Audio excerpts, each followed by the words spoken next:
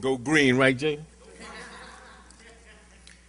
Thanks a lot for the introduction, and thanks to Heather and Randall and everybody at this press doing this important thing. Very honored to be a nominee with all the other distinguished writers, very great writers, some who I'm familiar with. I just really appreciate the opportunity to read and to commiserate with everyone today. My submission was called Money Jungle, collection of stories, city stories. I'm from Washington, D.C., so the stories are based in Washington. And I'm going to read an excerpt from the title story called Money Jungle. And it was my attempt to create an African-American attorney of memory, a memorable character named Funk Frazier. Funk Frazier, attorney at law, saw the busted window on his 1993 dark green Alfa Romeo 147 as soon as he emerged from his office. The car was one of his great joys, so his head, calm and clear only a moment ago, immediately seemed to fill up with cement rocks. It was 6 p.m. in Washington, D.C. on a steaming hot Friday, and the muggy August air hit Funk's face hard like a wall of swamp water. Cars were jammed bumper to bumper on Good Hope Road in the southeast section of the city.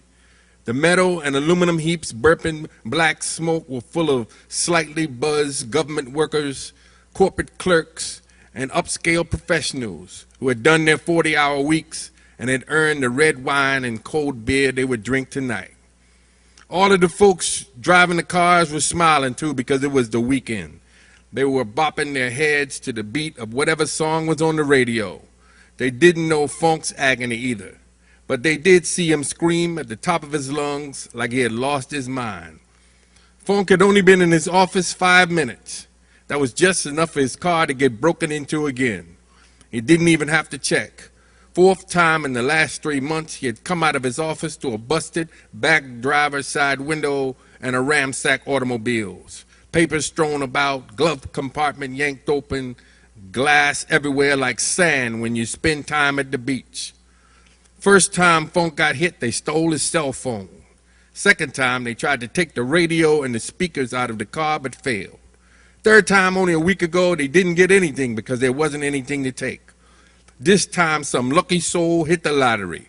Thelonious Monk, Joe King Oliver, Edward Kennedy, Duke Ellington, Louis Armstrong, compact discs freshly purchased still in the plastic and not once subjected to laser light.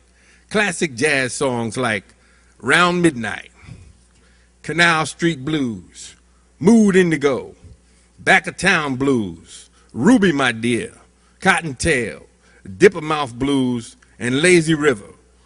Funk had just come from purchasing CDs at some chain store downtown.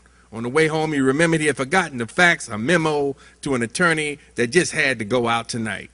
He came back to his office just for a hot second. He left the bag of discs in the trunk. He didn't even think about it because he was going to be in and out, 5 minutes tops. But as usual, somebody found him anyway after busting the glass and popping the trunk. In a hurry, the poor soul left all the books on the seat that Funk kept in his car. Funk would always laugh too because the thieves never took his books. Classics like Leroy Jones, Blues People, Herman Melville's Moby Dick, Booker T. Washington, Up from Slavery, Toni Morrison, The Bluest Eye, George Lamming, In the Castle of My Skin, Sonia Sanchez, Under a Soprano Sky, and James Joyce, Dubliners. Damn, got me again. Funk hopped in his car, turned the ignition, floored it straight for his nearest ATM. Funk raced out of Southeast Washington, up through the D Street Tunnel, past the Mitch Slider homeless shelter, the D.C. Superior Courthouse, cut up by Chinatown to hit the ATM he always used when he was coming from the courthouse. He could have found something closer or perhaps something across the bridge, but this was the machine that came to mind.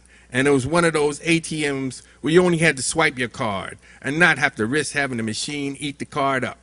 Before Funk knew it, He had a wad of cash in his hand and was hanging the left in front of the D.C. Superior Courthouse and heading back through the D Street Tunnel to Southeast, where he would do something he said he would never do: tap into the underground goods market where his office was located.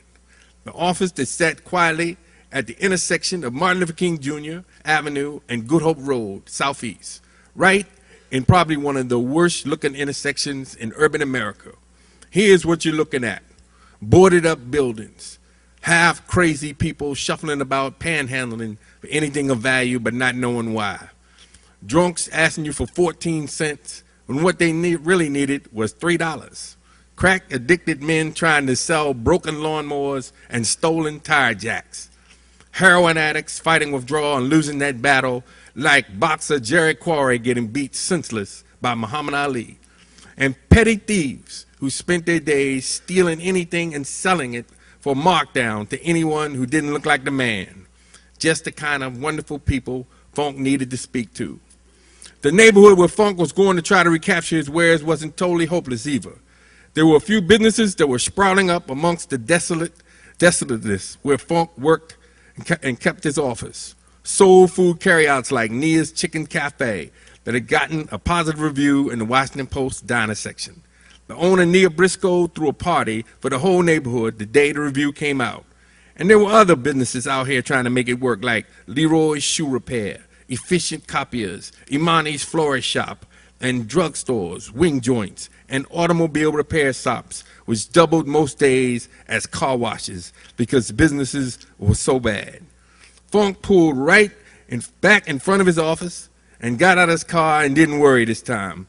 There was absolutely nothing for anyone to take from his car but the books, and he knew the criminals didn't want the books. Now they would only take the car itself, and Funk had a club on the steering wheel like most of the others around here whose car looked like anything.